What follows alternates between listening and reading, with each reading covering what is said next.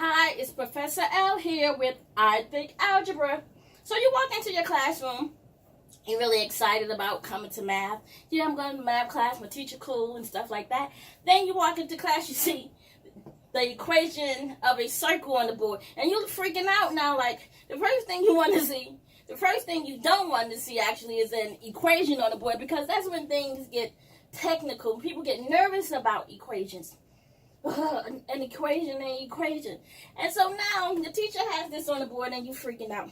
But you know circles. You know, you have seen circles all around. Everywhere there's a circle. There's a circle over there. There's a circle over there. Wait a minute, I have a circle. Hey, a circle. So now we know that this is a circle and it has an equation. So you would never see circles again. Every time you see a circle now, you know that a circle has an equation attached to it. So you cannot make a circle without an equation. You know, so all the time you were spending making circles in school, elementary school, you coloring it. These circles have equations, but I dropped my eraser. So how do I write an equation for a circle?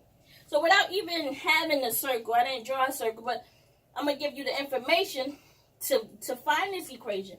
So I have this equation. This is your standard form of a circle for an equation of a circle.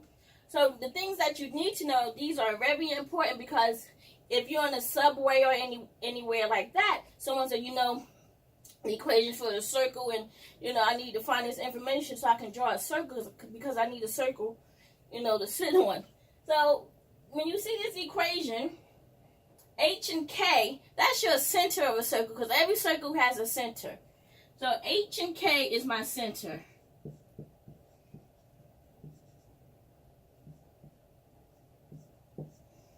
It's like X and Y also. It's like once you plot it on it, it's like X and Y, H and K. We use different variables sometimes for X and Y, and when we plot it. So here for the circle, we use H and K because we like H and K. Horizontal, K, vertical. But even though vertical starts with a V, but K usually means vertical. And then we have R. R is radius. So R is my radius. And the equation is squared. So that means that if I know my radius, I have to square it. But when I'm graphing it, I take the regular radius, the square root of my radius, and then I can plot my circle.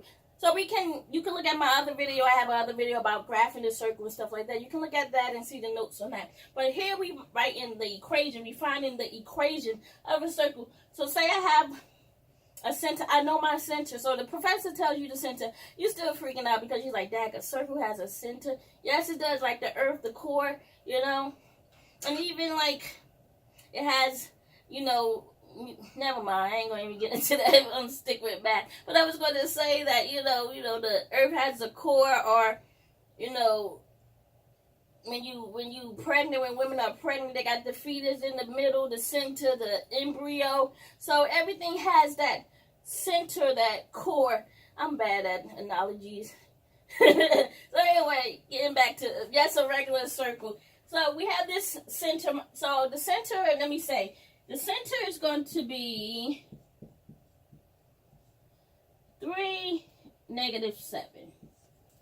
And my radius is 5. So my center is 3, -7. So this is just plotting. Like if I had a graph,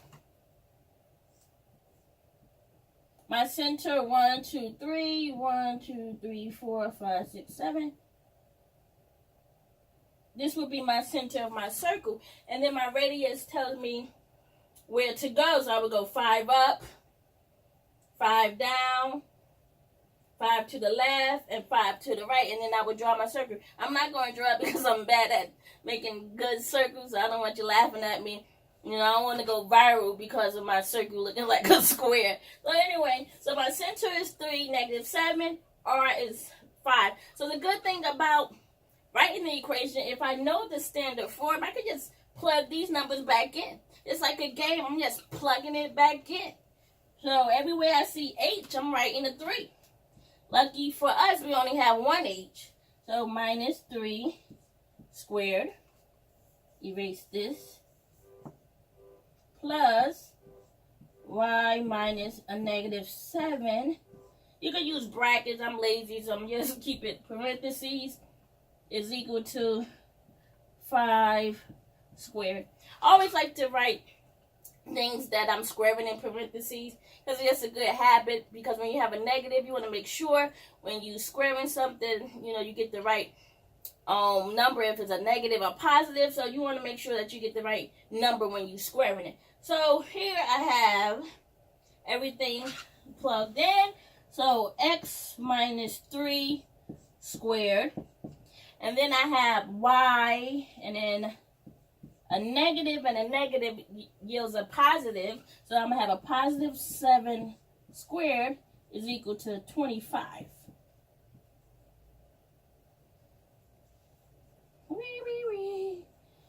So this is my center of, my equation. I make mistakes too. Everyone makes mistakes. Go ahead and make a mistake and own up to it. I'll own up to my mistakes. So anyway, this is the equation of a circle.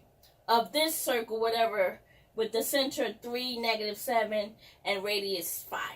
So, I'm Professor L with I Think Algebra, and that's how you find the equation of a circle. You have any questions, send me an email, ithinkalgebra@gmail.com, or leave a message in the comment. See you on the flip.